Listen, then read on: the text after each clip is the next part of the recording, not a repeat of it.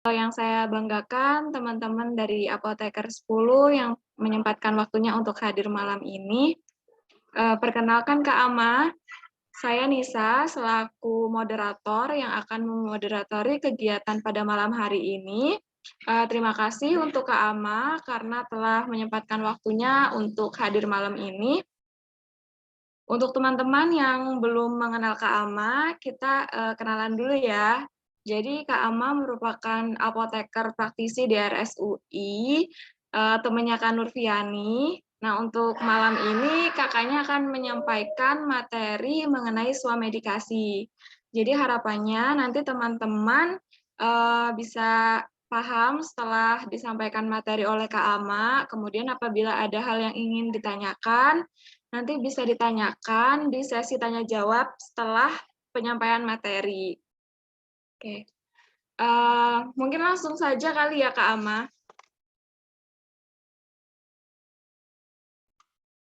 Ya, Assalamualaikum warahmatullahi wabarakatuh. Waalaikumsalam. Waalaikumsalam warahmatullahi wabarakatuh. Halo Kak Ama. Hai. Sudah siap ya Kak Ama? Insya Allah kita sharing ya hari ini ya. Oke Kak Ama. Iya, share dari Nisa. Sebentar ya Kak Ama ya. Oke.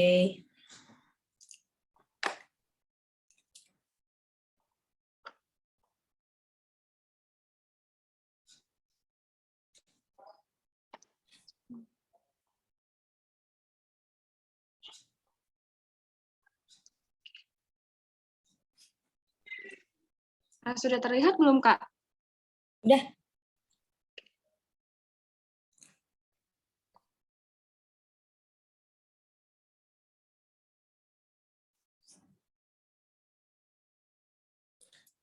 Udah bisa dimulai? Sudah, Kak. Oke, bismillahirrahmanirrahim. Assalamualaikum warahmatullahi wabarakatuh. Waalaikumsalam warahmatullahi wabarakatuh. Ya, kenalin teman-teman, namaku Anissa Tirahmaningrum, nanti bisa panggil aku Ama aja ya. Ini ada berapa orang hari ini yang gabung? Ini ada 34 orang Kak, tapi beberapa ada juga Kak yang satu kosan, karena kan masih PKPA ya, jadi mereka satu Zoom untuk bersama-sama gitu Kak. Oke, siap. Berarti ini lagi sambil PKPA juga ya? Iya Kak. Oke, berarti kita hari ini perdana atau sebelumnya udah ada yang pernah ngisi?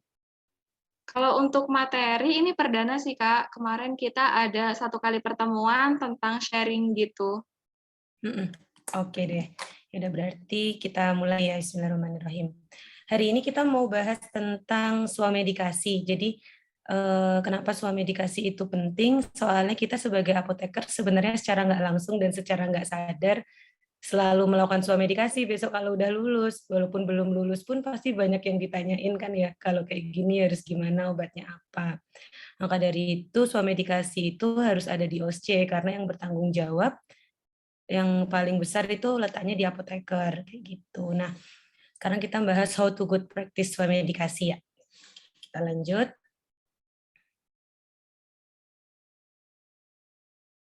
Untuk definisinya terlebih dahulu, swamedikasi itu sendiri, teman-teman pasti udah pada tahu ya. Itu upaya untuk mengobati diri sendiri untuk mengatasi keluhan penyakit ringan. Banyak yang udah kerja kan ya teman-teman ya? Beberapa ada yang udah kerja ya? Iya, Kak. Yang beberapa udah kerja berarti secara nggak langsung juga udah sering ngelakuin swamedikasi selama di kampus pun juga otomatis ketika ditanyain sama teman-teman juga swamedikasi juga kan. Gimana kalau misalnya penyakit-penyakit ringan kayak demam, nyeri, batuk dan sebagainya yang bisa kita obati sendiri disarankan dari kami apoteker misalnya kayak gitu. Terus lanjut. Nah, di sini, di swamedikasi ini peran apoteker itu sangat besar. Kita sebagai pemberi informasi, kita harus bisa menyampaikan informasinya jelas, kemudian harus bisa mudah dipahami, memberikan solusi yang terbaik kepada pasien. Jadi, walaupun kita udah pada PKPA di apotek, ada yang udah, ada yang belum ya?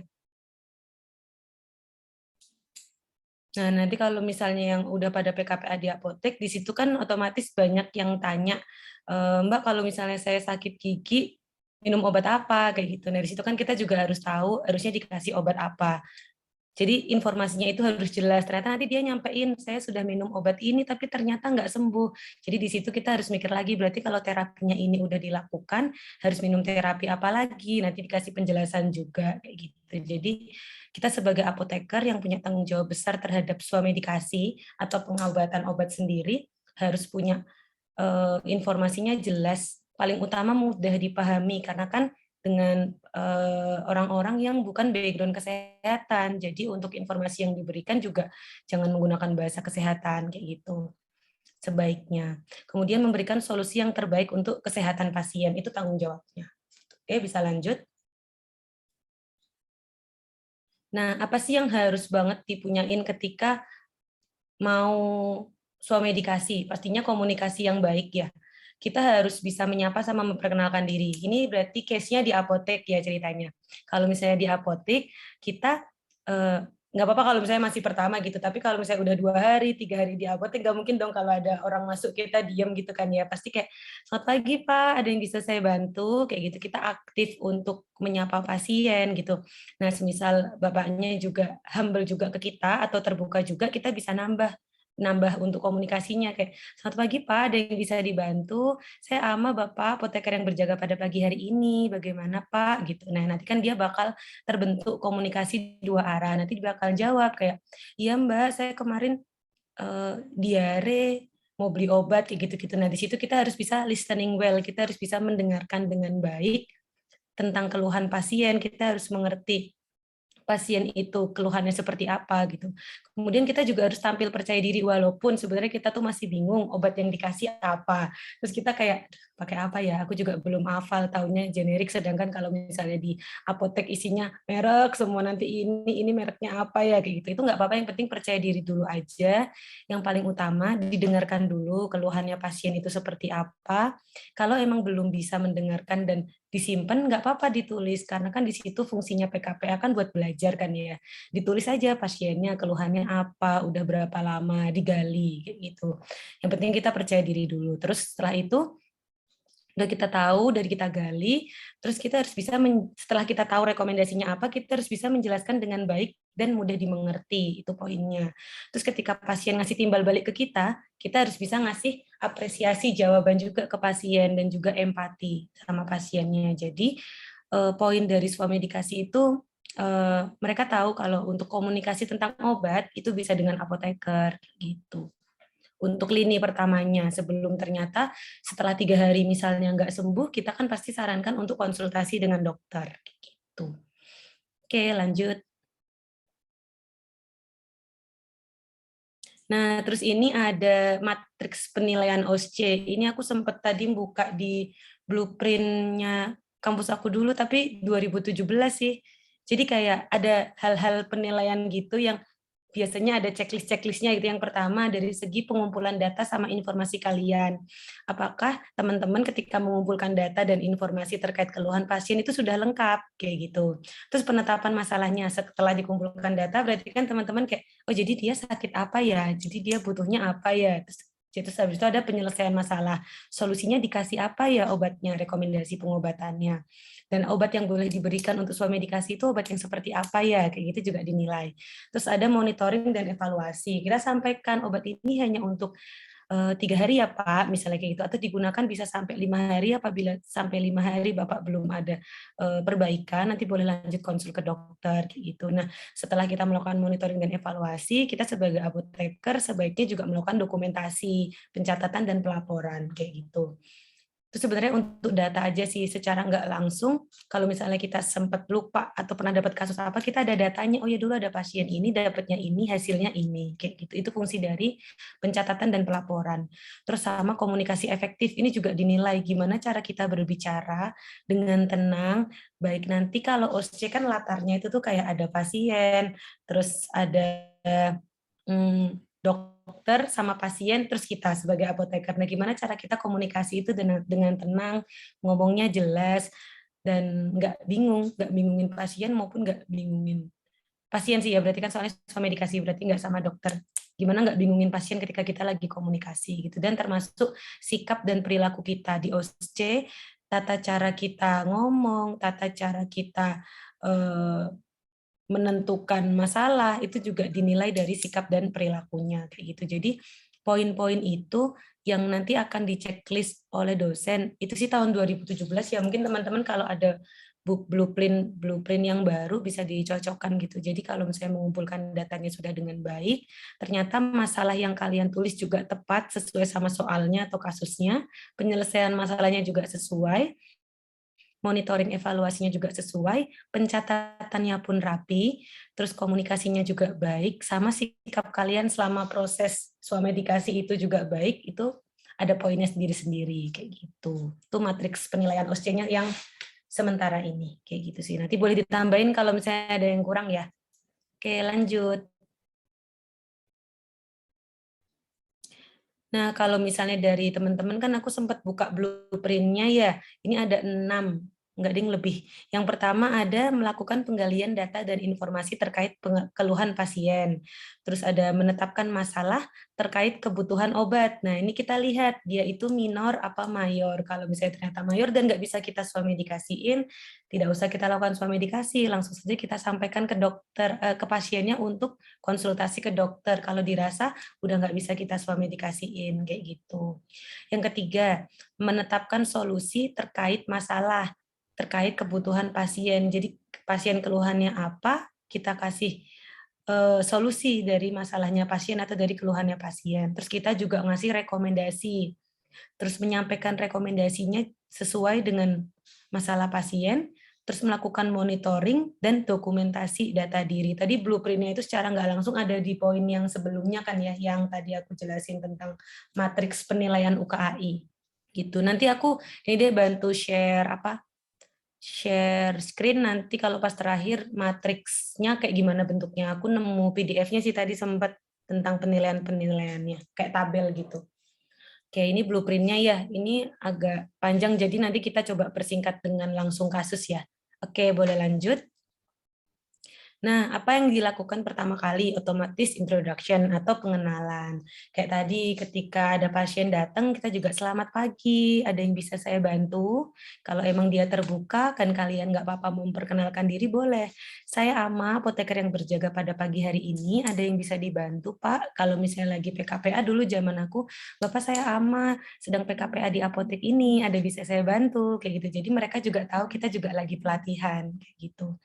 Terus kalau misalnya memang posisinya apoteknya enak bisa untuk duduk ya nggak apa-apa duduk, tapi kalau memang enggak ya langsung aja dicarikan tempat nyaman. Bisa di sebelah sini Pak, mungkin kan soalnya kalau apotek kan bentuknya rame ya, kayak ada etalase gitu. Nanti kalau misalnya emang dia butuh mau cerita tentang keluhannya banyak, di sebelah sini Pak untuk yang agak sepi kayak gitu. Nanti kita biar bisa fokus dengerinnya kayak gitu. Nah, biasanya kalau teman-teman PKPA nggak apa-apa ditulis dulu, nanti dikonsulkan ke apoteker yang ada di apotek tersebut untuk hasil terapinya kayak gitu.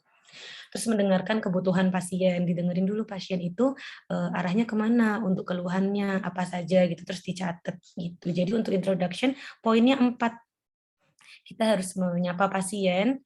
Kalau mau memperkenalkan diri menurutku wajib, tapi untuk nama kan enggak, yang penting mereka tahu posisi yang sedang diajak bicara itu apoteker, seperti itu. Manggil pasien, memperkenalkan diri sebagai apoteker, poinnya di situ, kemudian memberikan tempat yang nyaman, sama mendengarkan kebutuhan pasien. Jadi di introduction kalian harus memperhatikan 4 poin itu ya. Terus lanjut. Nah, ini ada di materi kalian juga yang di OSC. Ada age berarti umur. Ketika mereka sedang menyampaikan keluhannya, kita harus sambil menggali, oh dia belum nyampein umurnya nih, berarti kita catat, oh ya umurnya belum, gitu. Berarti umurnya nanti tanyain, sambil di tengah-tengah dia cerita, mohon maaf Bapak, kalau boleh tahu untuk usianya berapa tahun ya Pak, gitu. Nah, kemudian ini self or someone, benar yang lagi datang itu pasiennya atau keluarga pasiennya. Kadang kan kalau misalnya yang datang itu keluarganya, berarti kita harus tahu itu keluarganya. Jadi nanti minta tolong dijelaskan ke putrinya ya Pak ya, nanti untuk penggunaan obatnya seperti ini. Jadi kita tahu orang yang sedang datang ke apotek itu siapa. pasiennya atau keluarganya. Terus kemudian ada medication. Ketika dia cerita keluhannya, kita gali juga sejauh ini Bapak sudah menggunakan obat apa, kayak gitu, ditanyain. Kalau misalnya belum menggunakan obat, berarti ya nggak apa-apa, kayak, oh ya berarti belum minum obat apa-apa ya Pak, ya nanti bisa ditanyain lagi extra medicine. Extra medicine ini aku sih lebih mengartikannya tindakan lain selain pengobatan, mungkin kayak non farmakologisnya kayak kalau misalnya dia batuk gitu berarti udah minum obat apa Pak gitu? Belum Mbak, misalnya gitu lah. Berarti terus sudah melakukan apa? Misalnya Bapak udah mengurangin makanan yang berminyak atau dan lain sebagainya gitu sambil ngobrol nggak apa-apa gitu. Nah, terus ditanyakan juga untuk gejalanya itu sudah berapa lama? Aku typo ya, maaf ya. Gejalanya berapa lama? Gejalanya udah berapa lama ditanyain, udah batuknya berapa lama Bapak? Kayak gitu. Terus history atau riwayat pasien. Kita harus tahu kayak sebelumnya pasien kegiatannya apa, pasien itu background-nya seperti apa, gitu kita juga harus tahu. Terus ada gejala yang lain tidak selain yang tadi dijelaskan ketika keluhan di awal. Terus sama ada gejala yang membahayakan dia apa enggak, kayak mungkin tanyanya danger symptom tuh kayak ada nyeri yang benar-benar pas lagi sakit-sakitnya nggak Pak? Kayak gitu, kayak misalnya sakit gigi pas lagi nyeri banget itu ketika apa Pak? Itu danger symptom misalnya kayak gitu. Kalaupun mau tanya skala nyeri, misalnya posisinya sakit kepala, belakang tegang gitu. Bapak kalau boleh di skala nyeri dari 1 sampai 10 skala nyerinya berapa? Kayak gitu nggak apa-apa kalau mau tanya. Itu ASMETOD ya, jadi itu dari singkatan A-nya berarti age, yaitu berarti umurnya, itu poin yang harus banget kita tahu ketika suami dikasih umur pasien. Terus self or someone, pasiennya sendiri atau keluarga, itu S-nya. M-nya medication, dia sudah melakukan tindakan terapi apa. Terus E-nya itu extra medicine, selain obat, dia melakukan tindakan apa lagi. Kemudian ada gejalanya itu berapa lama di time, berarti T. Terus hanya itu history, kita harus tahu background pasien itu seperti apa. Terus O-nya other symptom, ada gejala yang lain enggak, sama yang paling terakhir D, danger symptom. Biasanya kalau di swamedikasi di apotek, other symptom sama danger symptom itu jarang terjadi gitu. Jadi mentok paling sampai histori kayak gitu. Kadang kalau misalnya pasiennya nggak pengen digali lebih dalam, kita dengarkan aja dulu keluhannya sampai benar-benar dia terakhir ngomong baru kita tanyain. Jadi jangan memotong pembicaraan pasiennya gitu. Semisal dia lagi cerita keluhannya gimana, terus tiba-tiba dia mungkin udah cerita lagi kayak ceritanya sakit gigi nih. Mbak saya tuh sakit gigi kemarin tuh udah minum asam mefenamat tapi nggak sembuh gitu. Nah itu kita dengerin dulu sampai selesai, nanti baru kita tanyain, mohon maaf Bapak kalau boleh tahu umurnya berapa, mohon maaf dengan Bapak sendiri atau untuk keluarganya, mohon maaf untuk asam mefenamat yang sudah digunakan Bapak sudah berapa kali sehari dan sudah pakainya berapa lama gitu. Selain minum obat, mungkin ada makanan atau apa yang Bapak hindari selama lagi sakit gigi kayak gitu. Udah sakit giginya berapa lama Pak gitu. Nah, terus kita juga tanyanya itu di akhir ketika dia udah selesai cerita tentang keluhannya. Itu buat ASH metodenya. Jadi tadi mulai dari introduction karena kita harus menyapa pasien, kita harus memperkenalkan diri. Setelah kita memperkenalkan diri agar dia nyaman sama kita dan tahu kita apoteker untuk konsultasi dengan obat dan bisa untuk swamedikasi, di situ kita dengerin keluhannya dulu baru nanti kita menggali informasinya lewat ASH method gitu. Jadi udah ada 2 poin ya.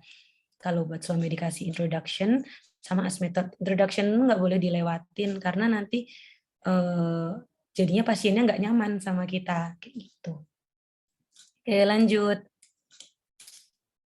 Nah, ini yang tadi history atau background pasien. Poin pentingnya adalah pasien tersebut semisal wanita, hamil atau menyusui enggak gitu. Karena kita di situ bisa harus milih obat yang nyaman, obat yang aman, dia golongan A atau golongan B gitu. Jangan sampai kategorinya membahayakan kehamilan atau kategorinya ketika menyusui dia menyerap ke air susu. Kalau menyerap ke air susu berarti kita juga harus kasih solusi.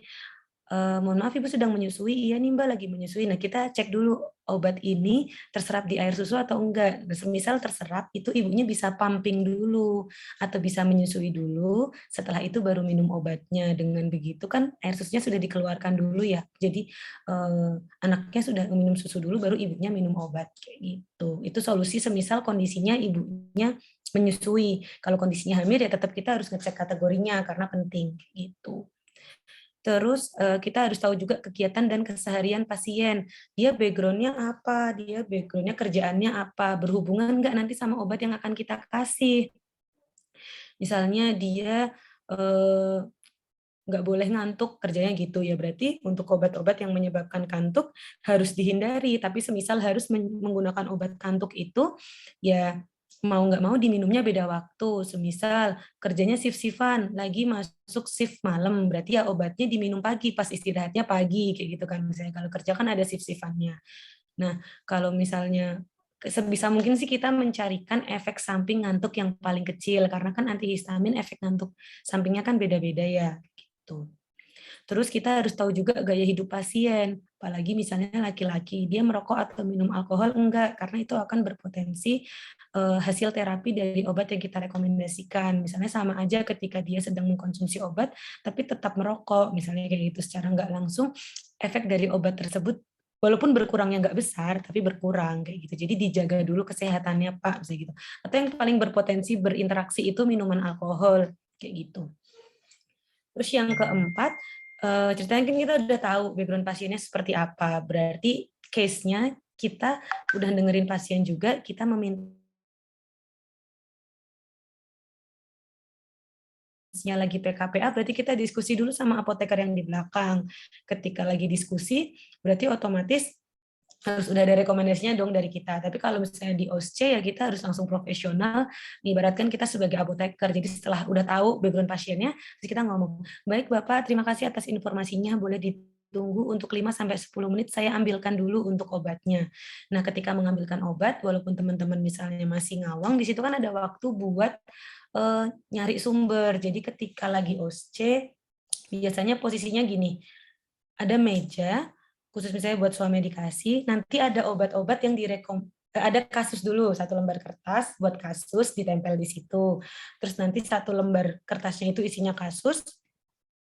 Nanti sebelah kanan misalnya ada obat yang nanti harus direkomendasikan, teman-teman milih yang mana, nanti sebelah kirinya teman-teman dikasih buku sumber-sumbernya kayak gitu. Jadi bisa search atau cari di situ buat hasil terapinya yang sesuai dari rekomendasi. Entah itu MIMS atau apa, nanti akan disediakan. Dan depan kalian itu pasien yang nanti kalian bisa ajak ngobrol langsung kayak gitu.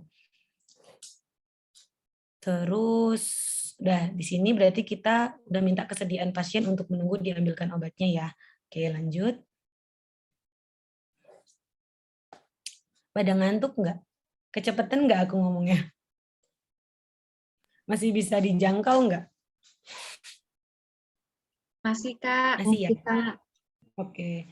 Terus udah nih ceritanya kita udah ngambilin, udah tahu obatnya mau dikasih apa. Nah, kita manggil pasiennya kayak atas nama Ama gitu. Habis kita panggil, "Terima kasih Kak sudah menunggu." Terus itu mulai menjelaskan buat obatnya. Poin penting dari obatnya apa? Kita harus bisa menjelaskan nama obat. Ini ada 8 kayaknya poinnya. 1, 2, 3, 4, 5, 6, 7, 8. Iya, nama obatnya, bentuk sediaannya, bahan aktifnya, sama miligramnya.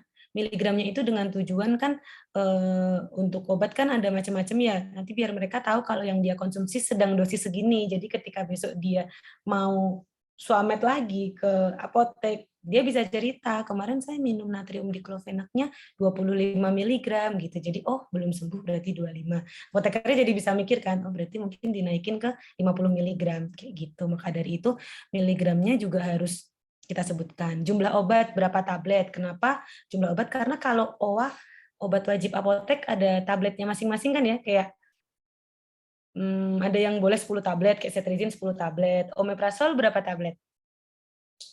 7. Iya, omeprazol 7 tablet kayak gitulah. Terus sama tanggal kadaluarsa, fungsinya kalau misalnya itu obatnya tablet, itu masih bisa disimpan sampai tanggal kadaluarsa itu, sampai nanti ternyata dia ada gejala yang sama di orang yang sama ya, itu masih boleh digunakan. Ya Allah, aku nulis efek samping, efek camping. Terus habis itu efek samping. Karena efek samping obat itu juga harus dijelaskan. Si Afi ketawa lagi. Buat efek samping obat juga harus dijelaskan ya. Karena itu tadi yang berhubungan dengan histori pasien.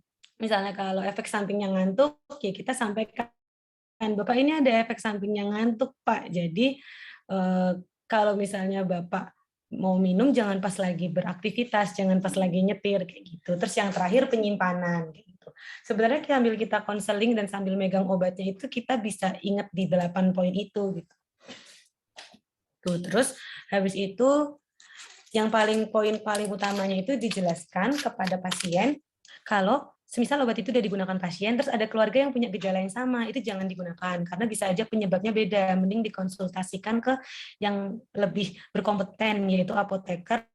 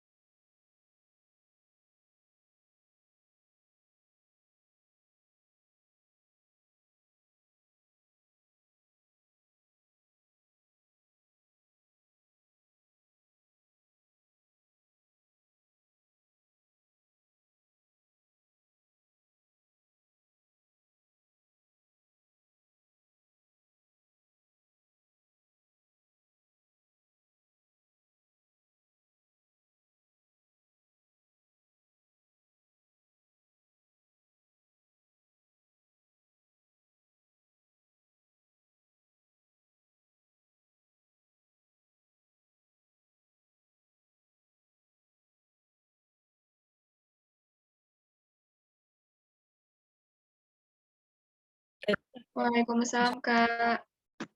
Jadi sampai ini ya, farmakologis ya. Iya, Kak. Oke. Terus boleh lanjut. Nah, ini closing-nya. Ketika kita swamedikasi, poin ini juga harus disebutkan. Bila dalam 3 hari gejalanya belum reda, disarankan untuk, atau mungkin lebih parah, itu bisa dikonsultasikan lanjut ke dokter. Terus yang paling penting lagi, klarifikasi ulang informasi yang udah kita berikan ke pasien. Tujuannya biar pasien, yang diterima pasien itu betul dan nggak ada miskom, kayak gitu.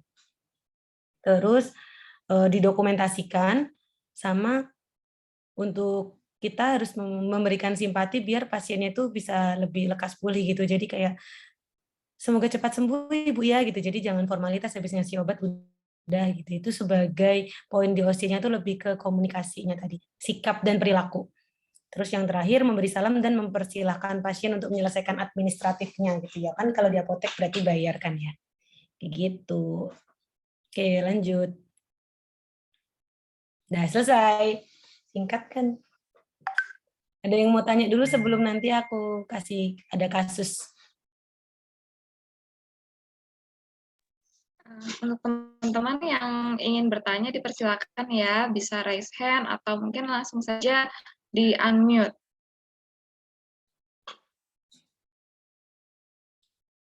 Atau mungkin ada yang mau kebayang gimana kalau pas lagi ada kasus kayak gini gimana gitu. Poinnya berarti tadi ada apa aja? Yang pertama introduction, terus ada as method, terus introduction as method, yang ketiga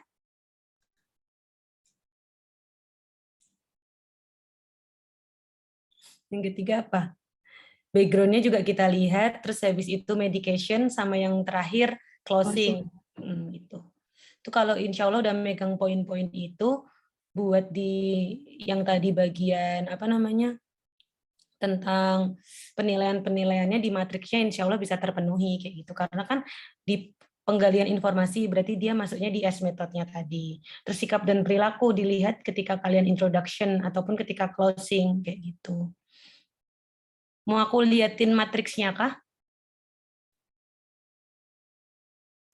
Boleh, Kak. Coba ya. Bentar. Berarti aku share screen ya? Iya, Kak. Ini berarti aku stop ya, Kak. Boleh, boleh.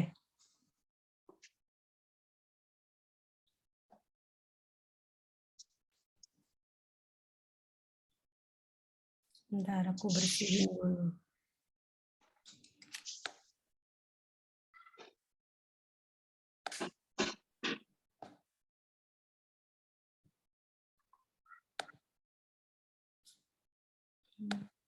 Oh, ini nih.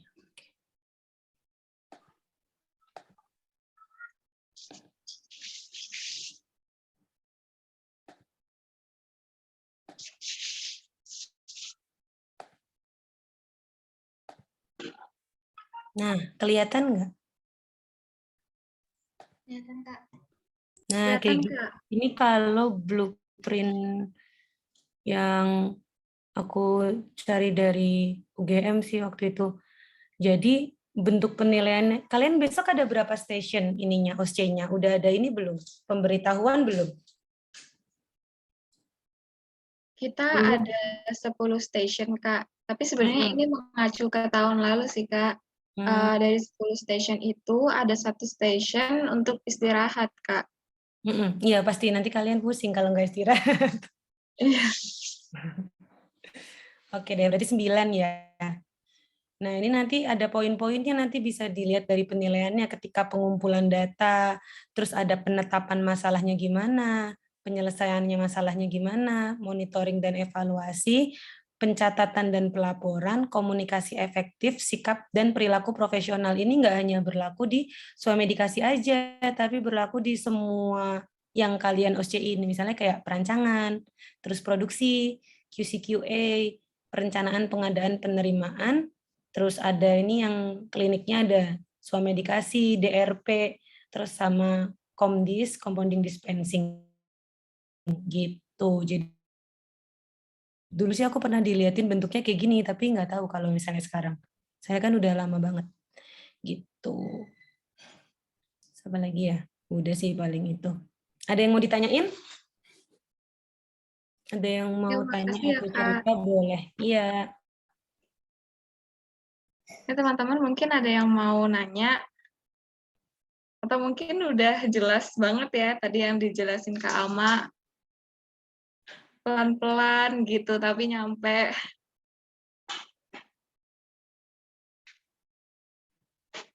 Atau mau sharing pas PKPA di apotek pernah dapet kasus apa? Ada yang udah di apotek kan yang muter ya PKPA-nya kan?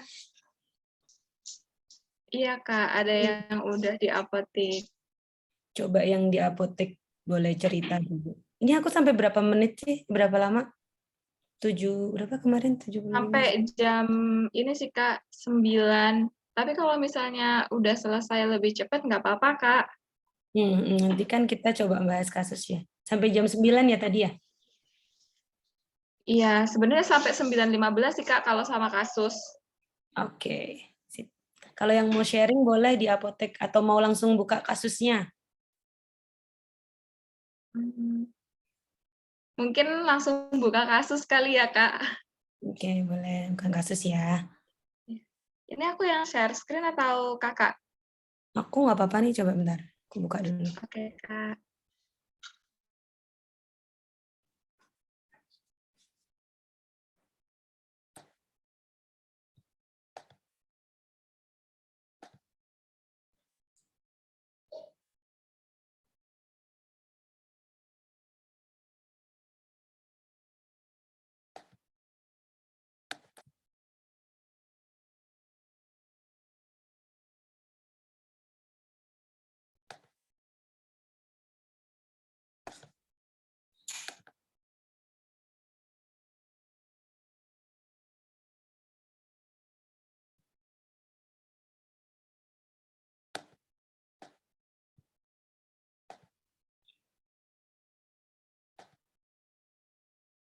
Oke, ini aku share screen dulu.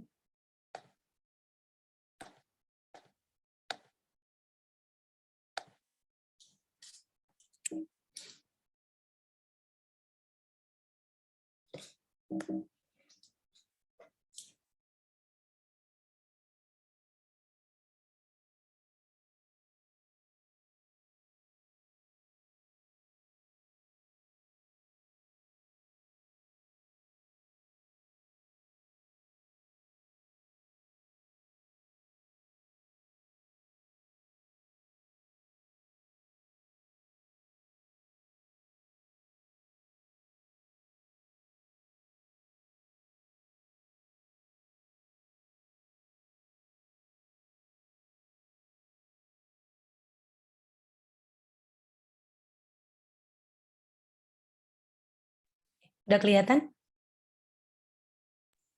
Udah, Kak. Iya, Kak, Oke. kelihatan. Oke, kita mulai ya. Jadi ada kasus seperti ini. Oke. Sebelumnya ini sih tadi aku lupa nambahin di PPT sebelumnya. Kalau ada beberapa contoh penyakit yang dapat diobati dengan swamedikasi, batuk, demam, flu, alergi, mah, konstipasi, diare, sakit kulit, atau nyeri. Nyeri kan macam-macam ya.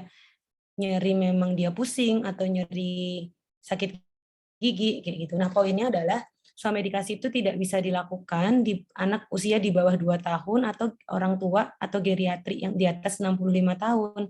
Karena kan kondisinya berbeda ya, terkait dosis kalau untuk anak-anak di bawah 2 tahun karena berat badan dan lain sebagainya. Banyak hal yang harus diperhatikan. Kalau untuk usia 65 tahun ke atas, kondisi pasien yang harus kita perhatikan kan karena sudah usia geriatri berarti harus lebih berhati-hati gitu. Terus itu tadi contoh ininya. Contoh apa yang bisa diobati, contoh kasus yang bisa diobati dengan swamedikasi. Di apotek insya Allah nggak jauh-jauh dari ini sih. Dari datang, batuk, mungkin demam, flu, dan lain sebagainya. Nah, ini obat-obat yang bisa diberikan untuk swamedikasi. Obatnya obat bebas terbatas, OA, obat wajib apoteker sama suplemen obat wajib apotek sama suplemen makanan. Nah, obat wajib apotek ini kan banyak ya listnya ya. Kayak misalnya apa ya? Cetirizine bisa kita berikan 10 tablet, omeprazol bisa kita berikan 7 tablet kayak gitu. Jadi walaupun itu obat keras tapi masih masuk OA, nggak apa-apa kita kasih. Malah kadang kalau di apotek ini ya, kalian sering nggak kalau misalnya ngelayanin emang udah rutin pakai insulin beli tanpa resep gitu kan ya? Iya, Kak. Jadi emang kalau udah di kerjaan itu udah by case gitu, conditional, benar-benar conditional. Tapi ketika kalian OSC harus seprofesional mungkin. Misalnya itu obatnya nggak masuk OA ya jangan disuametin kayak gitu. Kemudian ini kasusnya. Oke. Seorang pasien laki-laki berusia 35 tahun datang ke apotek dengan keluhan flu dan batuk. Pasien memiliki riwayat hipertensi terkontrol dengan obat, jadi rutin minum obat. Pasien menyampaikan batuknya berdahak namun sulit dikeluarkan. Pekerjaan pasien adalah supir bus antar kota antar provinsi, jarak jauh. Terus pasien merasa terganggu dengan keluhan yang dialaminya ketika sedang bekerja. Ceritanya di meja kalian itu ada satu lembar kertas isinya kasus itu. Terus nanti di kanan kalian ada satu keranjang isinya obat-obatan itu. Rinos, Activate Expectorant itu yang hijau ya. Terus OBHIK botol sama Serini. Nah, silahkan kalian mau menggali dulu mau berapa menit? 15 menit atau 10 menit? 10 menit ya. Coba digali dulu. Terus nanti kalau mau ada yang salah satu mau coba jadi apoteker buat menggali informasi ke aku buat lebih lengkapnya boleh. Tapi kalau nanti emang nggak ada, nggak apa-apa. Nanti slide ini ada ininya kok. Ada hasil dari yang tadi PPT yang di awal itu. Coba digali dulu, jadi pasiennya harus dikasih Swamed apa, cara penggunaannya gimana, dapatnya berapa, untuk berapa lama gitu. 10 menit ya, cukup nggak kira-kira?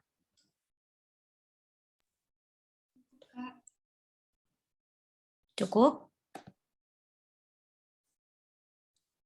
Cukup kayaknya, Kak. Oke.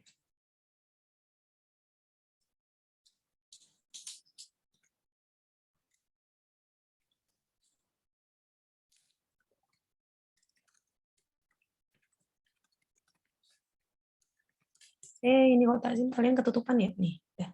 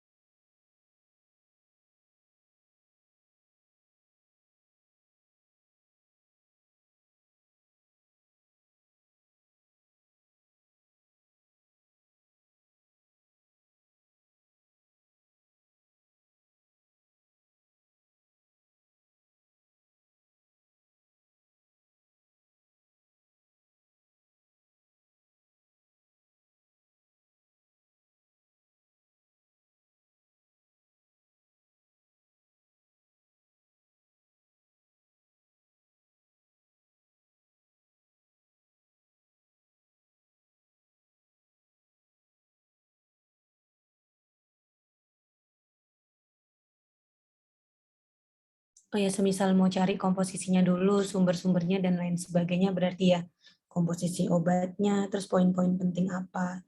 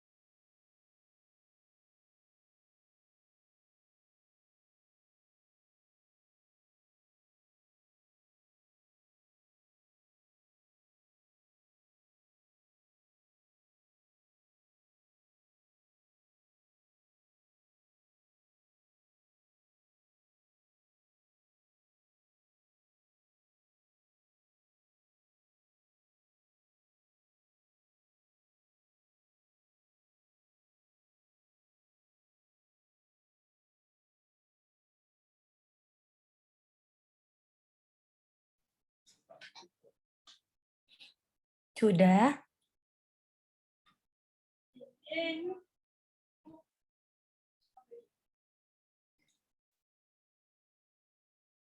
Kalau ada yang mau jawab, boleh banget. Hindi.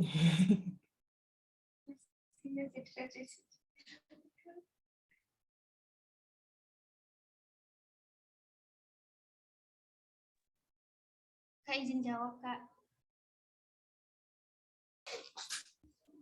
Boleh, silakan ada yang mau menjawab. Maaf kalau salah ya, Kak. Ya, boleh. Siapa yang mau jawab? Nisa. Bukan. Iya, ya. Jihan, Kak. Jihan, Oke. Kak. Ya, silakan.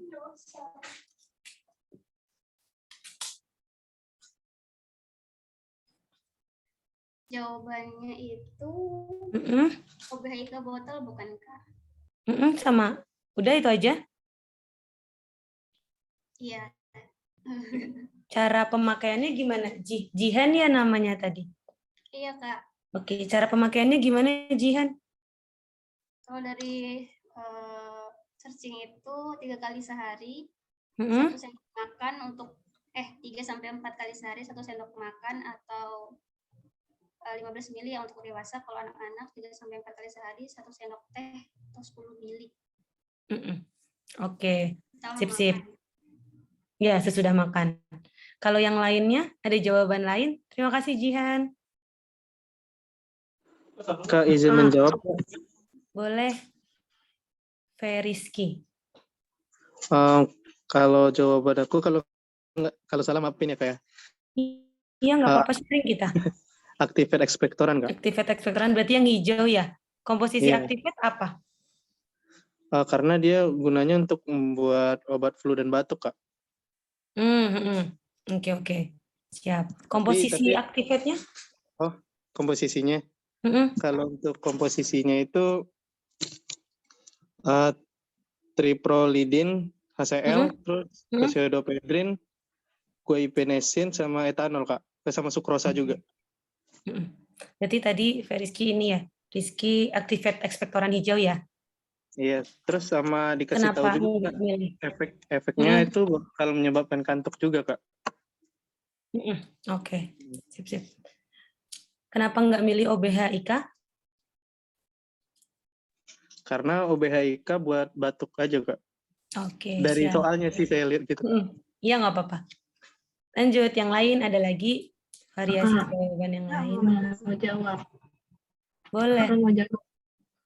Kalau menurut aku, karena dia batuk berdahak, jadi aku sama kayak Jihan, OBH-IK botol.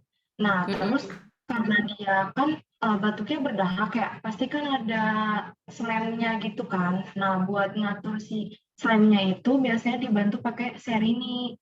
Serini itu isinya cetirizine 10 mg. Kenapa nggak pakai Rinos? Kenapa nggak pakai Activate? Karena si Rinos itu kan dia ada triprolidin sama pseudoephedrine. Si Activate juga ada kandungan pseudoephedrine-nya. Nah, pseudoephedrine itu dikontraindikasikan karena pasiennya punya riwayat hipertensi. Efek samping dari si pseudoephedrine itu dia dapat mempersempit pembuluh darah gitu deh setahu aku. Jadi itu kayaknya nggak bisa gitu. Jadi dia pakainya 2, OBH-IK sama Serini gitu kan. Tadi Serininya buat ngurangin apa, Api? Buat ngurangin itunya, Kak. Sekretnya nggak sih, Kak? Ngebantu buat ngeluarin si dahaknya. Oke, siap. Pileknya pakai apa, Pi? Enggak. Berarti si OBH-IK-nya itu buat si batuk berdahaknya. Berarti buat si flu-nya itu pakai si Serininya. Ya nggak sih, Kak? Oke, nggak apa-apa ditampung dulu. Udah ada 3 Kak, opsi. saya mau izin jelasin, Kak, belum jelas. Boleh, Jihan. Jadi alasannya itu kan si Rinos SR ini kan kandungannya PE, pseudoephedrine, HCl 10 mg, sama loratadin. Terus Activate itu triprolidin, PE sama guaifenesin. Nah, kalau OBH itu kan sucrose diuretae sama amonium klorida. Sama apa tadi Serini tablet itu kan kandungannya cetirizine 10 mg. Nah, itu berarti kan karena diketahui pasiennya itu tadi hipertensi, otomatis yang ada kandungan PE-nya dicoret karena menyebabkan efek samping darah tinggi. Terus kalau yang bapaknya ngantuk supir bis itu kan berarti nggak boleh ngantuk kan, berarti nggak boleh ada antihistamin generasi pertama. Berarti yang dicoret selain PE adalah si Activate karena ada tricloridin HCl itu antihistamin generasi pertama. Berarti yang dicoret udah Rinol sama Activate. Terus kalau misalnya cari tablet kan cetirizine. Cetirizine itu kan meskipun dia sebagai antihistamin generasi kedua nggak bikin ngantuk, cuma belum nggak cocok buat bapaknya nggak sih Kak? Karena biasanya itu buat rinitis, urtikari, pokoknya yang alergi-alergi gitu. Kalau misalnya yang OBH IK botol itu kan supus likureta itu biasanya kan ekspektoran. Berarti cocok nih sama bapaknya sebagai batuk berdah sebagai untuk batuk berdah bapaknya. Sama si amonium klorida juga sebenarnya ekspektoran. Cuma biasanya amonium klorida itu dikombinasi nih sama diclofenac atau ekspektoran lain. Bisa juga efek pilek gitu Kak. Jadi kalau saya sih yang kenapa milihnya OBH karena itu Kak. Oke, Jihan tadi jawabannya OBH ya. Sip. Terima kasih Jihan. Mantap. Yang lain ada? Lagi? Jihan, Rizky. Boleh Retno. Aku sama kayak Kak Afi sih lebih milih OBH IK botol sama seri ini tablet karena di sini pasiennya batuk, dan batuknya berdahak. Pakainya yang OBH IK itu buat batuk berdahaknya untuk mengeluarkan dahak yang dia punya. Kemudian untuk flu-nya di sini dikasih seri ini. Aku nggak milih yang Activate itu karena tadi dia itu generasi pertama, sedangkan dia itu supir bus, jadi nggak mungkin lebih gede efek sampingnya untuk ngantuk dibanding yang generasi kedua. Terus di sini karena kalau cuma OBH IK kan baru batuknya aja, sedangkan dia itu masih punya flu, bisa dikasih untuk flu-nya ini aku milih juga kayak Kak Afi yang seri ini karena isinya cetirizine, meskipun dia itu sebagai antihistamin kan bisa jadi flu-nya itu karena flu-nya karena dia itu alergi atau yang lainnya gitu sih Kak. Oke, sip.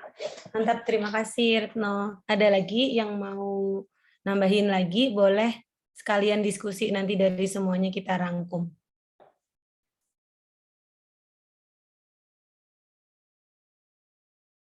Sudah? Atau ada lagi? Udah ya, berarti tadi dari Retno sama kayak Afi, OBH IK sama Serini. Dari Jihan, OBH IK saja, sama dari Reski, Activate ekspektoran ya. Terima kasih yang sudah menjawab, dan dari hasil diskusi kalian emang benar sih sebagian besar sesuai dengan apa yang harus digali dari pasien sama fungsi obatnya. Oke, kita lanjut berarti PPT-nya ya. Nanti ada pertanyaan dari Alifa, aku izin jawabnya setelah yang kasusnya ini selesai, boleh? Ya lanjut ya. Ya, boleh Kak. Oke, ini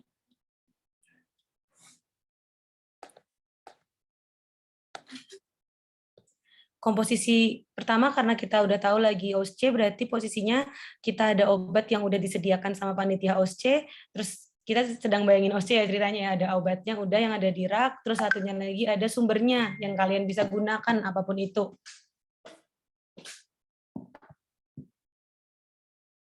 Nah, yang pertama kita harus tahu komposisinya dulu, mulai dari Activate ekspektoran, udah sesuai sama yang disampaikan sama Reski tadi, komposisinya betul, ada tripolidin, pseudoephedrine, sama ada GG. Terus Rinos, komposisinya seperti yang tadi udah disampaikan, ada pseudoephedrine, loratadine, sama ada yang lepas lambatnya juga, pseudoephedrine Rinos itu ada 2. Terus sama OBH-IK, ini isinya herbal ya, Sucus liquiritae buat membantu mengeluarkan dahak. Sama seri ini isinya cetirizine. Di sini memang kadang beberapa kasus OSCE itu sering diberikan yang merek, biar kita itu ketika di lapangan kan lebih sering ketemu dengan yang di pabrik kan banyak ya isinya. Jadi kita nggak yang terbiasa memakai generik kayak gitu. Ketika emang posisinya di apotek, kasus di apotek, berbeda halnya dengan kalian ketika praktek di rumah sakit nanti. Pokoknya sesuai sama fasilitas kesehatan lah yang kalian ada di situ gitu. Nah, ini kalau OSCE sebagian besar selalu diberikan yang merek karena di situ kalian biar bisa nyari dulu komposisinya apa, isinya apa, dan fungsinya apa gitu. Nah, kenapa yang pseudoephedrine ini aku tebelin sesuai sama penyampaian dari Afi dan tadi dari Retno ya. Yang paling terakhir yang kayak Afi ya jawabannya dari Retno. Memang pseudoephedrine ini berpotensi, dia dia kontraindikasi untuk pasien dengan hipertensi karena dapat meningkatkan sistoliknya, tekanan darahnya bisa makin tinggi.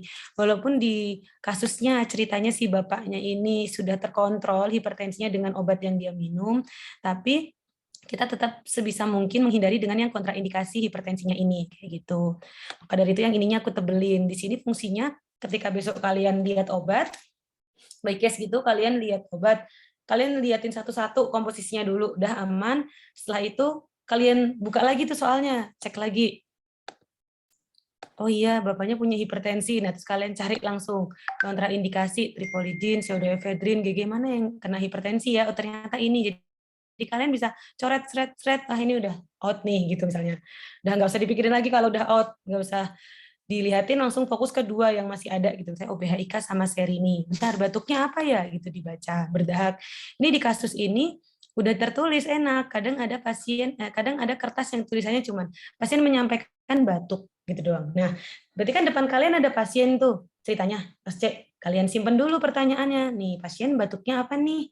Berdahak apa kering? Disimpan dulu, ditulis. Nanti akan tanya. Jadi ketika tanya pasien tuh nggak yang habis baca soal baru satu, permisi ibu permisi bapak mau tanya untuk batuknya gitu. Jadi nggak yang satu gitu, tapi kalian kumpulin dulu gitu. Maka dari itu tadi poin metodenya kalian harus tahu dan poin background pasiennya juga harus tahu. Fungsinya untuk menggali informasi biar langsung ketika bertanya nggak satu persatu, biar kalian enak mengelompokkannya gitu. Udah jadi kan tinggal 2 OBH-IK benar buat batuk berdahak berarti sesuai ya.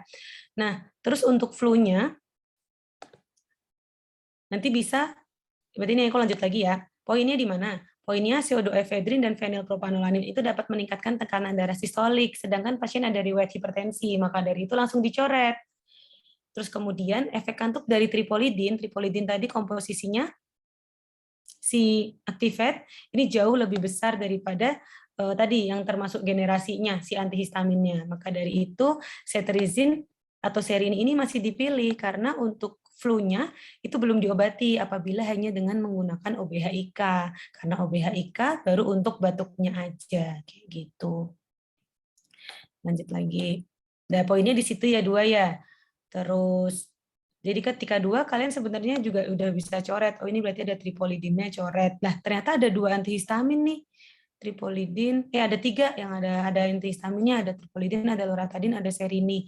Ya berarti ini udah dicoret, ini udah kena coretan, berarti udah tinggal serini, berarti nggak mungkin nggak pakai anti alergi, karena nanti flu-nya diobatinnya pakai apa, kayak gitu. Nah, untuk cetirizine ini, atau antihistamin cetirizine ini tuh tidak hanya digunakan misalnya untuk urtikaria dan lain sebagainya, tapi dalam bentuk alergi berupa pilek itu juga cetirizine sering direkomendasikan dokter kayak gitu. Nah, kemudian oh iya tadi aku belum tanya yang pakai cetirizine Afi, cetirizine-nya penggunaannya berapa kali sehari sama Retno? Tadi kan OBH-nya udah ada mililiternya. Cetirizine-nya berapa kali sehari? Boleh dibantu dijawab dulu? Menurut aku 2 kali sehari 10 mg, Kak. Oke, kalau Retno? Minumnya tapi di saat bapaknya itu lagi sedang tidak shift-nya dia gitu loh. Jadi dikasih tahu juga kalau efek obat ini ngantuk. Jadi sebaiknya tuh disarankan minumnya itu nggak di saat dia sedang mengendarai kendaraan. Gitu. Oke, sip. Oke, terima kasih Afi. Retno berapa kali sehari cetirizine-nya? Belum nyari sih Kak, tapi kalau dari yang kemarin ngeliat di PKPA, kebetulan lagi PKPA di apotek, Itu tuh cetirizine kebanyakan dipakai sekali sehari pada malam hari sebelum tidur. Oke, sip. Terima kasih Retno. Ada yang mau nambahin lagi dosis cetirizine? Oke, kalau udah kita lanjut lagi ya. Tadi udah dosisnya udah. Nah, sekarang di sini tadi PowerPoint-nya sambil kita pilah berdasarkan kasus gitu kan. Kita harus tahu umur pasien. Oh iya, 35 tahun, aman ya. Terus maksudnya dia bukan geriatri, dia bukan lebih dari 65 tahun. Dan ternyata dia yang datang, pasiennya dia sendiri. Pasien datang sendiri menceritakan keluhannya. Nah, sebetulnya tadi aku pengen bikin kayak role play, kayak misalnya ada satu yang mau jadi apoteker buat menggali lagi sesuai sama metodenya gitu. Cuman sekarang takutnya nggak cukup. Gimana sih ini? Takut nggak cukup, jadi nggak apa-apa kita sambil diskusi aja ya. Besok nanti kalau ada pertanyaan lagi boleh gitu. Terus habis itu digali sudah menggunakan terapi apa. Nah, ceritanya tadi aku mau bikin cerita kalau pasiennya itu tuh baru mengkonsumsi paracetamol karena sebelumnya sempat pusing kayak gitu. Nah, ketika di OSCE itu kadang pasien-pasien itu suka lucu, jadi suka kayak nggak make sense gitu kadang kan. Tapi ternyata itu fungsinya buat mengalihkan fokus kita gitu loh. Kita masih bisa fokus nggak terhadap keluhannya saat itu gitu kan.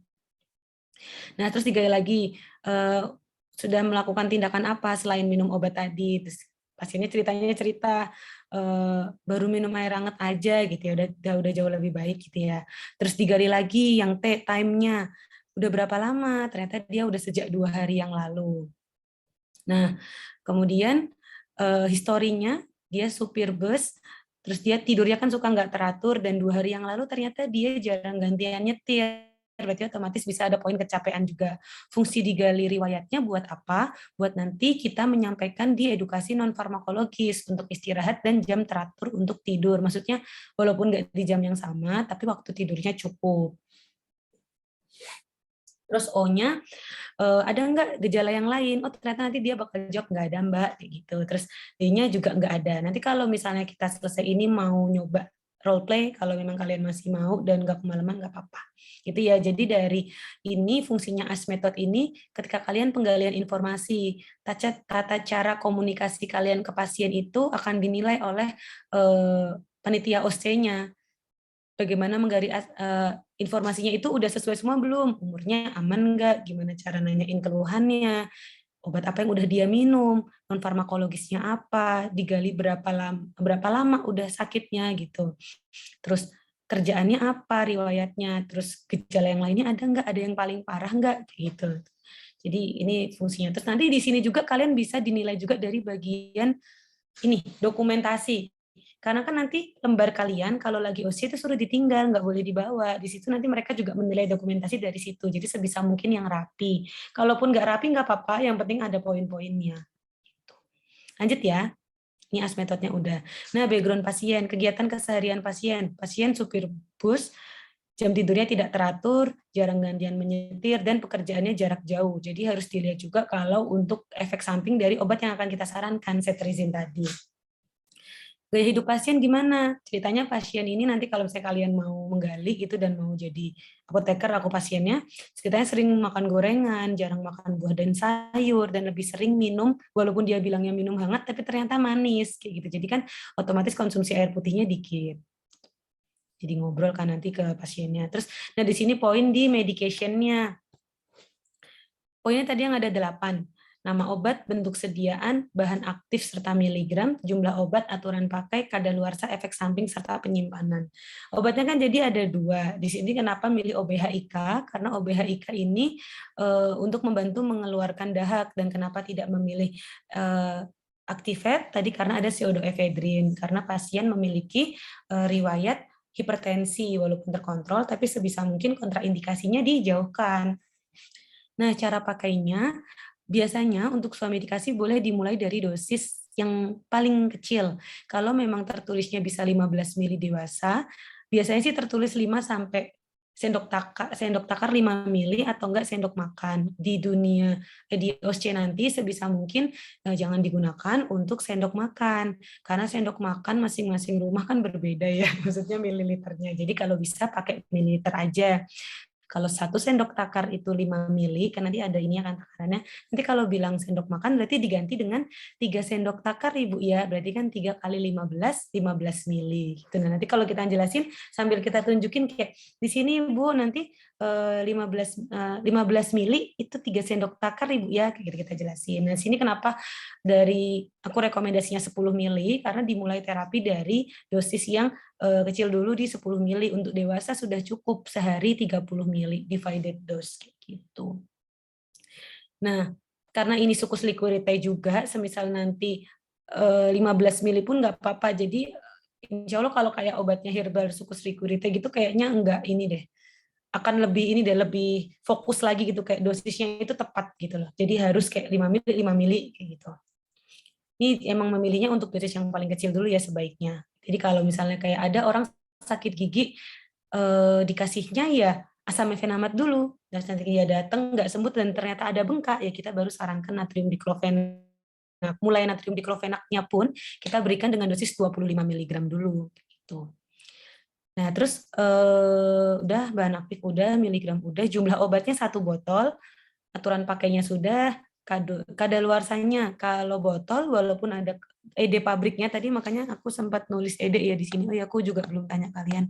Tapi nggak apa-apa, kita buat diskusi bareng ya.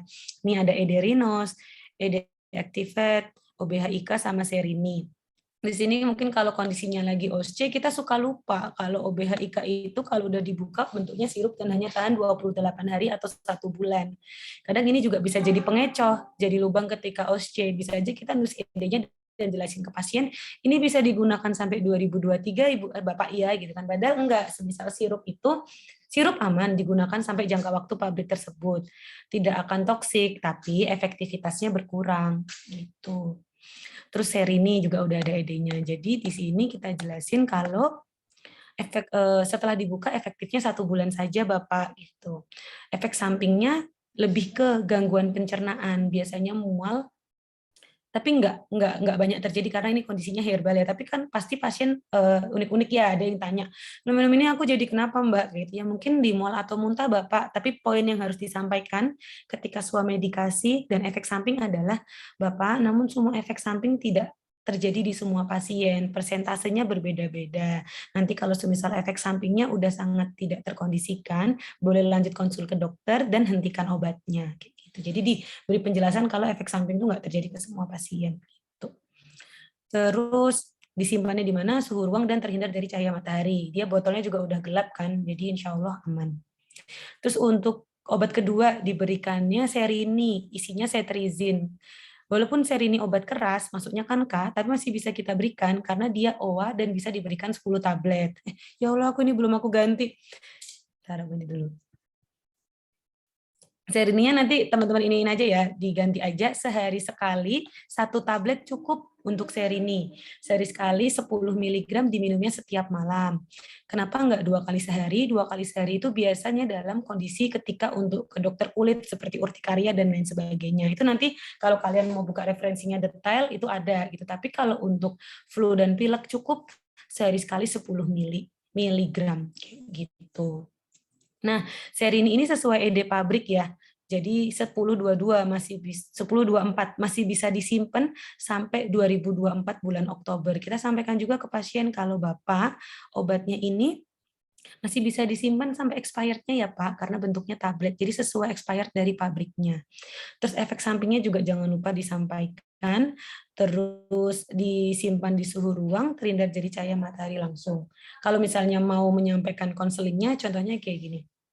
Baik Bapak, terima kasih sudah menunggu. Ini untuk obatnya sesuai dengan keluhan Bapak.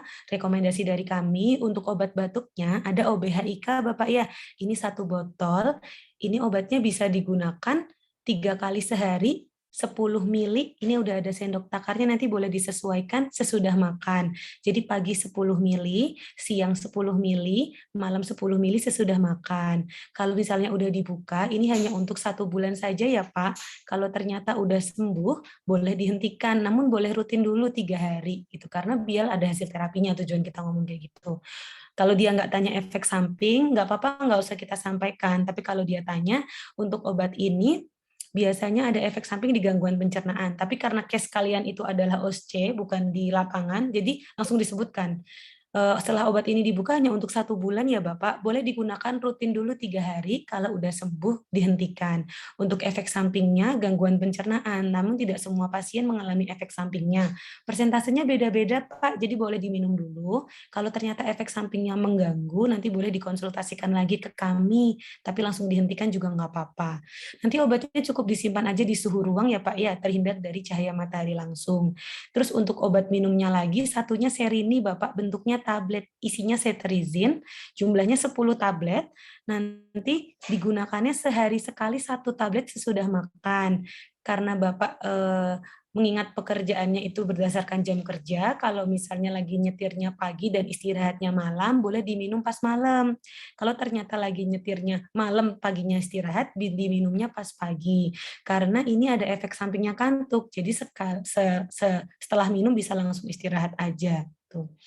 Terus disampaikan juga karena ini tablet sehingga expirednya masih bisa digunakan sampai bulan Oktober di tahun 2024 sesuai dari pabriknya. Gitu. Kalau udah enggak pilek, boleh dihentikan ya Pak ya, boleh rutin dulu sampai sembuh kayak gitu. Setelah kita jelasin obatnya, kita berikan edukasi tambahan. Bapak karena ada efek samping Serini yang tadi disampaikan ya jangan digunakan saat bekerja. Terus kita juga harus wajib banget menyampaikan apabila 3 hari setelah menggunakan obat ini Bapak belum ada perbaikan, lebih baik langsung kontrol ke dokter. Jadi ketika ke dokter diceritain juga Bapak udah pernah pakai apa. Dan kemudian semisal ada keluarga atau kerabat Bapak gejalanya sama, jangan digunakan obatnya karena takutnya penyebabnya berbeda ya Pak ya. Jadi untuk Bapak sendiri. Dan yang paling terakhir, Bapak boleh dibantu untuk menjelaskan ulang cara penggunaan obatnya atau Bapak udah jelas kayak gitu. Kadang kan ada yang cepet-cepet nggak mau jelasin juga kan. Kalau pasien OSCE kadang unik-unik, kadang ada yang nggak mau jelasin, kadang ada yang mau jelasin gitu. Udah deh gitu, terima kasih. Ini mau aku jawab pertanyaan dari Alifa dulu atau mau selesaiin yang ini dulu, ada yang mau ditanyakan lagi?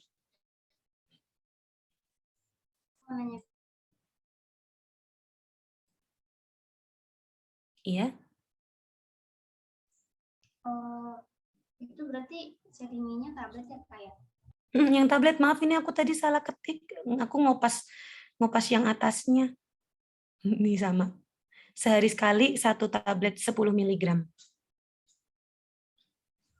Terus berarti kalau cetirizine itu bukannya itu ya Kak generasi kedua. Biasanya nggak sedasi sih Kak, atau tetap diminum aja? Biasanya nggak ada efek sedasi sih Kak kalau setahu saya. Tapi kalau misalnya salah, maaf ya Kak. Terus nggak apa-apa. Terus apakah harus dijelaskan? Terus kalau misalnya minumnya apakah harus sebelum tidur atau gimana Kak? Kalau misalnya pas nanti Serininya ini memang dia efek ngantuknya tidak begitu besar. Tapi sebagian besar kalau di lapangan cetirizine ini pasti ada efek ngantuknya di beberapa pasien. Jadi kalau misalnya menjelaskan efek samping mengantuknya mungkin bisa dihaluskan lagi dengan bilang, kadang beberapa pasien ada yang ada efek ngantuknya Bapak, takut mengganggu pekerjaan Bapak, jadi boleh dikondisikan, tapi boleh coba diminum dulu, karena besar kecil efek sampingnya tergantung masing-masing pasien. Sejauh ini yang paling besar hanya mengantuk, kayak gitu. Terus sama kayak yang OBHIK kan jarang banget terjadi sebenarnya gangguan pencernaan ya, tapi poin efek samping itu kan ditungguin sama penilai OSCE ya ketika kalian nyampein. Jadi at least ada yang disampaikan, tapi poin di bagian ngomong tidak terjadi di semua pasien itu juga ditunggu-tunggu sama mereka karena kan emang nggak semua pasien mengalami itu kan. Tuh. Terus tadi apa yang kedua selain tentang efek ngantuknya satunya? Kayaknya itu aja sih Kak. Itu aja. Oke. Sama itu ternyata saya cek tadi cetirizine tuh dia dari obat keras udah jadi obat bebas terbatas. Udah jadi bebas terbatas berarti sekarang ya? Iya Kak. Oke, siap. Terima kasih koreksinya. Ada lagi yang mau nambahin?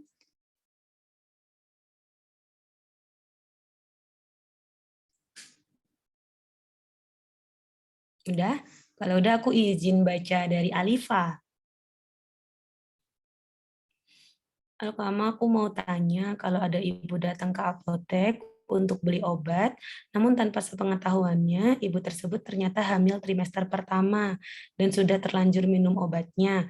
Lalu ibu tersebut datang ke apotek dan bertanya ke apoteker, seperti apa yang bisa kita berikan sebagai apoteker dalam kasus ini dia masuk kategori C atau D. Oh, berarti kasusnya ibunya dapat obat yang ternyata udah kita kasih dalam kategori C atau D dan ternyata udah diminum, tapi posisinya dia datang lagi ya, mungkin kondisinya dia searching sendiri kali ya baru ngeh kalau ternyata itu berbahaya dan dia lupa menyampaikan kalau dia trimester pertama gitu ya. Sebenarnya poin dari apoteker ketika yang teman-teman swamedikasi itu perempuan, poin bagian apakah sedang hamil dan menyusui itu paling utama. Makanya tadi disampaikan di bagian background yang tadi di PPT sebelumnya. Di bagian background, kalau dia lelaki yang ditanyakan merokok atau alkohol. Jadi kalau tanya, mohon maaf Bapak sebelumnya izin menanyakan apakah mengkonsumsi sedang merokok atau mengkonsumsi alkohol gitu. Tapi kalau dia nggak berkenan menjawab, kayak kenapa emang Mbak? Oh ya udah nggak apa-apa Bapak, saya izin untuk bertanya agar tidak terjadi interaksi obat kayak gitu. Kalau wanita kita nggak enak buat ngomongnya, tapi itu harus tetap kita sampaikan. Poin utama swamedikasi kita lihat self-nya, self or someone-nya. Jadi orang itu atau keluarganya gitu. Jadi ketika keluarganya misalnya ditanya kan kadang mohon maaf dengan Kakak Alifa sendiri, Kakak Alifa mohon maaf izin menanyakan apakah kondisinya sedang menyusui atau hamil gitu.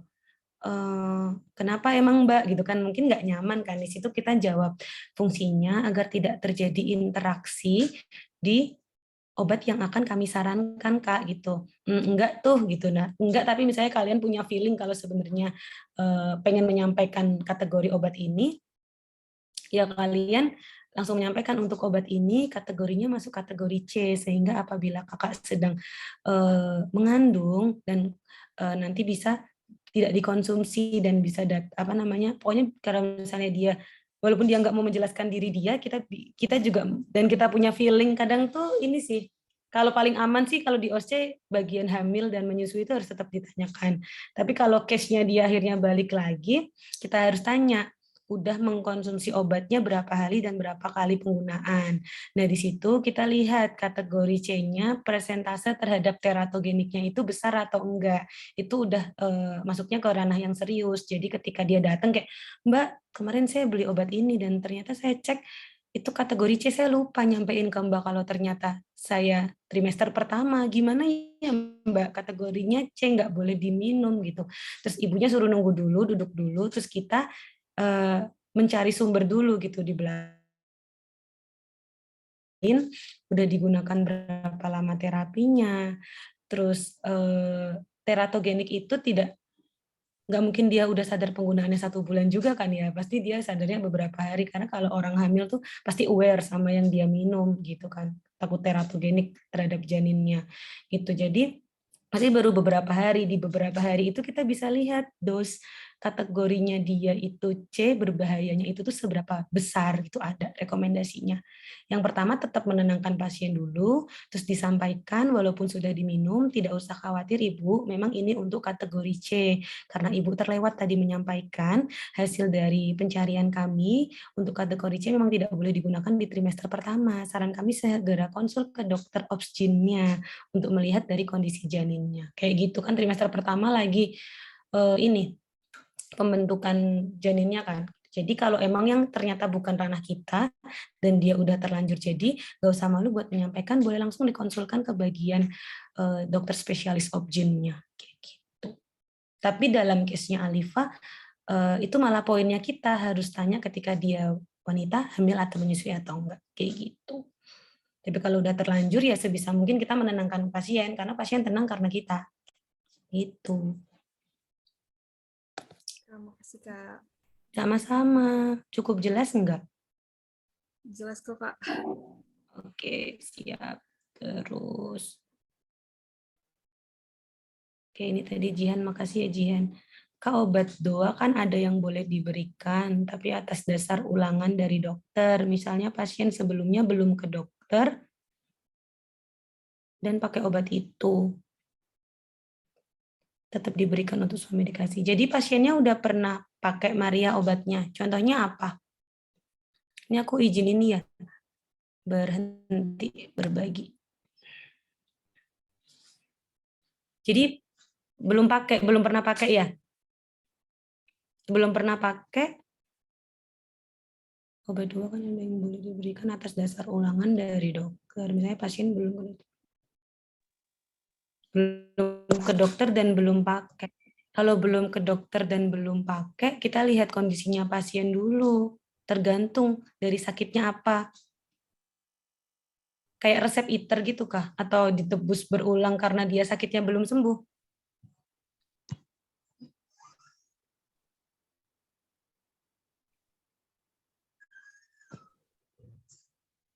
Kalau semisal obat itu masih masuk obat wajib apotek dan sesuai indikasi pasien, diberikan nggak apa-apa, nggak masalah.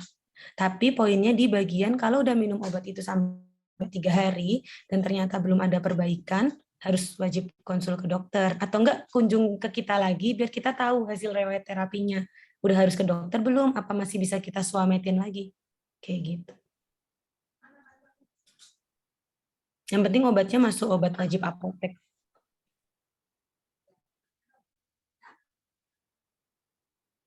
Berarti nggak apa-apa kan berarti cetirizine-nya dipakai.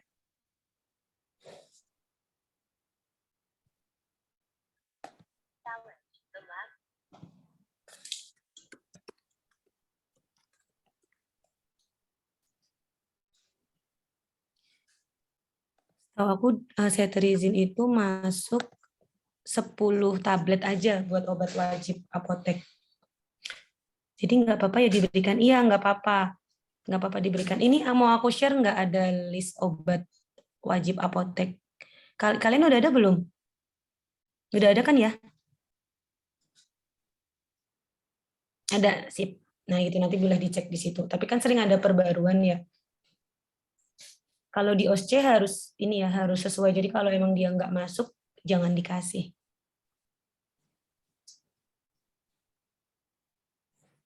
Ada lagi yang mau tanya? Ya Allah, 2133. Tidur. Ya, teman-teman, ada lagi yang ingin bertanya?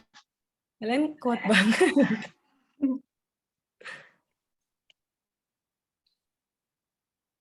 Oke, mungkin cukup kali ya, Kak. Oh, ini ada lagi, Kak. Terus itu maksudnya obat hanya atas ulangan dari dokter itu gimana ya, Kak? Maksudnya gimana? Boleh dijelasin case-nya dulu? Ceritanya dia sakit apa, terus mau dapat apa gitu. Di ini aja, pakai suara juga nggak apa-apa. Ini, Kak, kayaknya si Marianya itu, ini kan yang nanya Maria ya, Kak. Nah, Maria ini kayaknya mic-nya lagi gangguan. Tapi kayaknya kalau dari pertanyaannya itu, kalau di apa namanya OWA itu kan ada tulisan gitu ya, misalnya saya kurang tahu sih Kak contoh obatnya apa, tapi biasanya misalnya obat cetirizine gitu diberikan selama 7 hari atas ulangan dari dokter, apa gimana ya Kak kata-katanya, tapi ada kata-kata yang menyatakan ulangan dari dokter gitu. Nah, yang ditanyakan Maria di sini maksudnya ulangan dari dokter itu gimana Kak?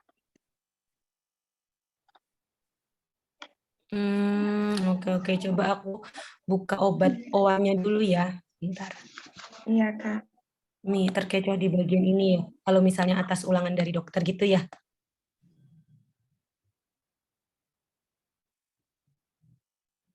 Oh, ini nih. Aku boleh share screen ya?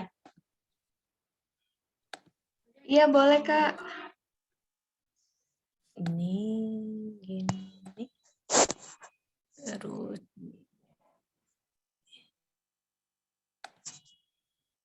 nah, di sini aku tadi sempat buka OA. Yang ini ya, cetirizine, indikasi antihistamin, maksimal 10 tablet, pengulangan dari resep. Itu, yang itu kah?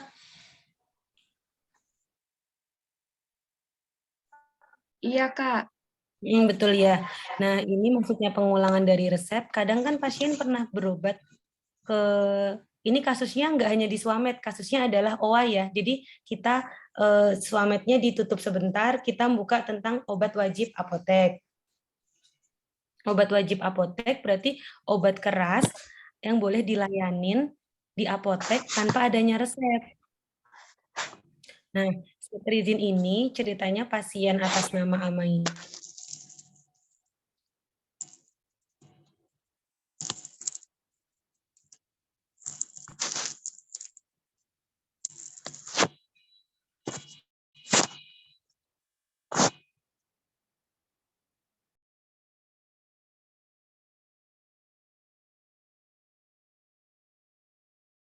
tablet dari pengulangan resep. Walaupun resepnya itu udah detur dan nggak ada keterangan iternya, kita sebagai apotek masih bisa memberikan lagi. Kayak gitu. Ini enggak, Maria? ACC enggak? Nangkep enggak? Terus itu maksudnya pemberiannya obat gimana, Kak? Ada catatan di duanya, Kak? 2 nomor 3. Nih, 2 nomor 3 ini ya. Kalau dia awalnya nggak ada resep, tetap boleh dikasih ya, Kak? Emang awal banget mau pakai itu. Coba sebentar, aku izin baca doanya dulu ya.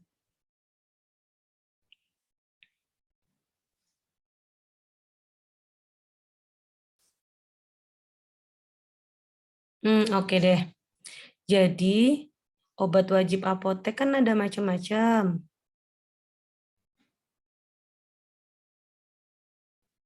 Aku baca dulu biar nggak kelewat.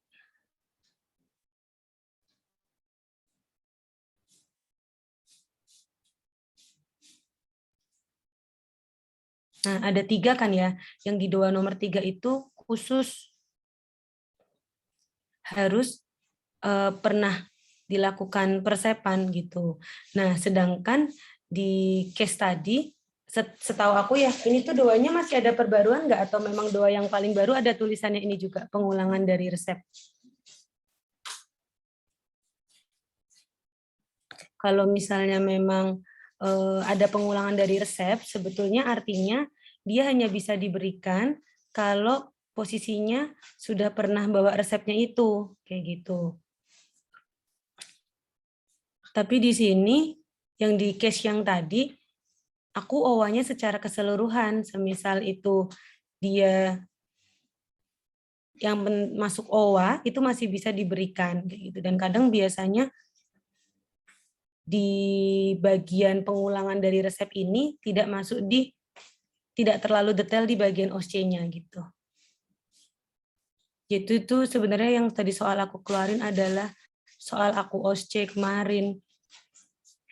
Nah itu jawabannya itu tuh cetirizin sama obat batuk gitu.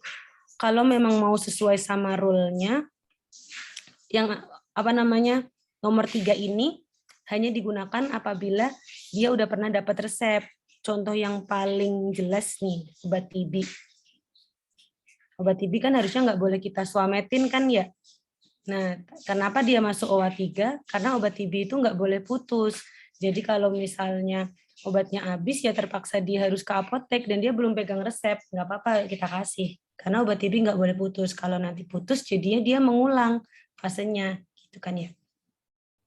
Nanti kalau misalnya pas kalian ketemu sama dosen, boleh coba ditanyakan apakah kayak obat-obat seperti cetirizin, terus gentamisin, ada keterangannya pengulangan resep sekarang masih berlaku atau enggak ya gitu, coba boleh ditanyakan deh. Kak, boleh izin masuk nggak, Kak? Oke, Kak, paham. Jadi emang aturannya kalau memang sesuai sama OWA 3-nya iya. Iya, gimana Jihan? Kalau kemarin pas kuliah itu, Kak, sebenarnya kan OWA itu obat wajib apotek, obat keras yang bisa diberikan tanpa resep di apotek kan ya, Kak? Berhubung, nggak tahu sih Kak ini salah apa enggak, berhubung dia udah ganti golongan, jadi golongan obat bebas terbatas. Di PMK nomor 3 2021 yang terbaru, terus pembatasannya itu, sama sih, masih tablet atau kapsul 10 mg, tidak lebih dari 10 tablet atau kapsul. Terus sirupnya itu 5 mg per 5 ml, tidak lebih dari 60 ml. Nah, itu nggak ada keterangan harus resep ulangan. Pengulangan dari resep. Karena udah berubah golongan, mungkin masih, jadi meskipun nggak masuk OWA tetap bisa dikasih kayak Dulu soalnya pas aku PSPA itu udah masuk di soal itu, jadi kemungkinan udah ada PMK terbarunya itu ya. Soalnya ini aku buka juga webnya udah lama juga kan, ini kan masih ada tulisan pengurangan resepnya gitu. Jadi nanti teman-teman ketika lagi OSCE diperhatikan juga untuk yang peraturan yang paling barunya ya. Insya Allah kalau obat-obatnya mereka semua baik case kok, nggak akan terlalu sulit. Semoga yang anak gitu, dosis anak di atas 2 tahun kayak gitu-gitu. Terus nanti disesuaikan sama berat badannya. Kalau anak kan kayak gitu ya ngitungnya ya. Paracetamol misalnya berapa miligram per kilogram berat badan, ranitidin berapa miligram per kilogram berat badan, kayak gitu. Itu, oke. Oke, terima kasih Jihan, terima kasih Maria. Jadi kesimpulannya untuk yang OA3 ini, si bagian cetirizine-nya ya, utamanya, itu nanti kita lihat juga di peraturan yang paling barunya. Kalau misalnya tadi yang sama-sama kita buka, Maria sama aku misalnya sama-sama membuka yang bagian belum terbaru, sedangkan soal yang udah tadi aku keluarin buat kasusnya udah bisa dikeluarin kan ya, di situ emang kita harus sering lihat buat terbarunya ya, tentang PMK yang terbaru. Misalnya kan kalau apoteker long life learner. Itu. Ada lagi yang mau ditanyakan?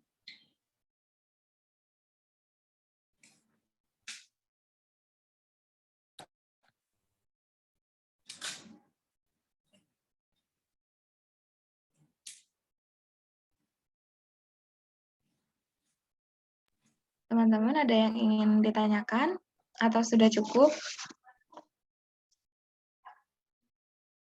Oke. Mungkin sudah cukup kali ya Kak, karena waktunya juga udah semakin malam. Terima kasih untuk Kak Ama atas materinya. Saya izin sedikit mereview terkait swamedikasi. Tahap-tahapannya itu yang pertama ada intro, kemudian setelah intro kita ada menggali as method, kemudian menggali background pasien, kemudian menjelaskan mengenai pengobatan yang akan diberikan, dan yang terakhir itu closing. Oke, karena waktu kita udah semakin malam, mari kita tutup sesi belajar kita malam hari ini. Saya sebagai moderator mohon maaf apabila banyak terdapat kekurangan. Wabillahi taufiq wal hidayah. Wassalamualaikum warahmatullahi wabarakatuh. Waalaikumsalam. Terima kasih ya teman-teman buat hari ini. Semoga bermanfaat. Kalau misalnya ada koreksi, karena kita sama-sama sharing, jadi nggak apa-apa, nanti sama-sama saling kasih masukan ya. Gitu. Nanti boleh dilanjut lagi, semisal ada jadwal lagi. Terima kasih, semoga bermanfaat. Assalamualaikum. Waalaikumsalam warahmatullahi Keluar ya. wabarakatuh. Semangat.